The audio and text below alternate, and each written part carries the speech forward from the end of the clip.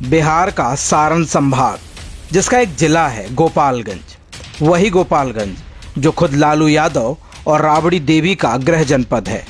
90 के दशक और उससे पहले 1983 में गोपालगंज 2 कलेक्टरों की दिन दहाड़े हुई हत्या से दहल गया था। किसी कलेक्टर को बम से उड़ाया गया था तो किसी को हजारों की भीड़ ने अपना निशाना बनाया था।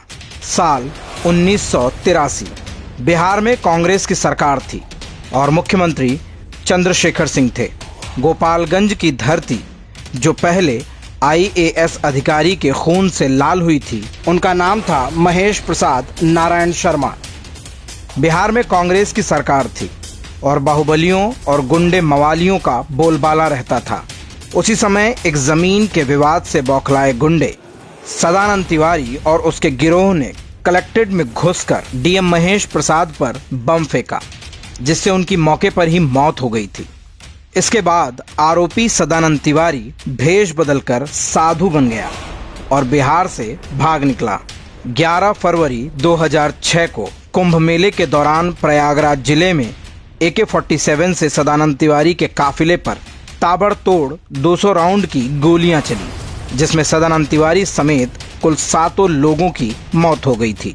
इसके बाद गोपालगंज 5 दिसंबर 1994 को थर्राया, जब वहां के दूसरे IAS अफसर G कृष्णैया की हत्या कर दी गई।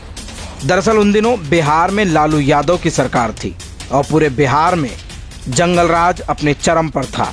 हत्या, लूट, अपहरण और डकैती के रोजाना अनगिनत घटनाएं सामने आती थी। जातिगत आधार पर बने गुंडों के बीच भी खूनी जंग चल रही थी, जिसकी छींटें अक्सर बिहार के दामन पर दाग लगाते रहते थे। जी कृष्णैया की हत्या पर कहा तो यही जाता है कि मुजफ्फरपुर के पास शव ले जा रही एक भीड़ ने उन पर धावा बोल दिया और गोली मारकर उनकी हत्या कर दी थी। लेकिन असलियत ये है कि बिहार जाने माने बाहुबली और लालू यादव के बेहद करीबी आनंद मोहन की पार्टी BP-पा पार्टी के नेता छुट्टन शुक्ला की 4 दिसंबर 1994 में गैंगवार के कारण हत्या हुई थी।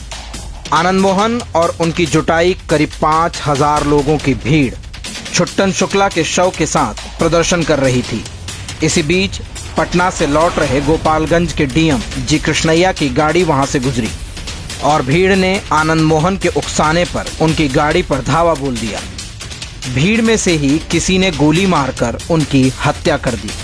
आनंद मोहन आज भी DM जी कृष्णैया की हत्या के मामले में उम्र कैद की सजा काट रहे हैं। अब आप अंदाजा लगा सकते हैं कि कांग्रेस और लालू के शासन में अराजकता और अपराध किस चरम पर था। जिनके दौर में खुद प्रशासन के शीर्ष अधिकारी तक सुरक्षित नहीं थे, तो उसमें आम जनता का क्या हाल होता होगा, सोच लीजिए। कांग्रेस और RJD ने अपने फायदे के लिए बिहार में अपराध और आतंक की फसल बोई, जिसका खामियाजा अफसरों से लेकर आम जनता तक को भुगतना पड़ा था।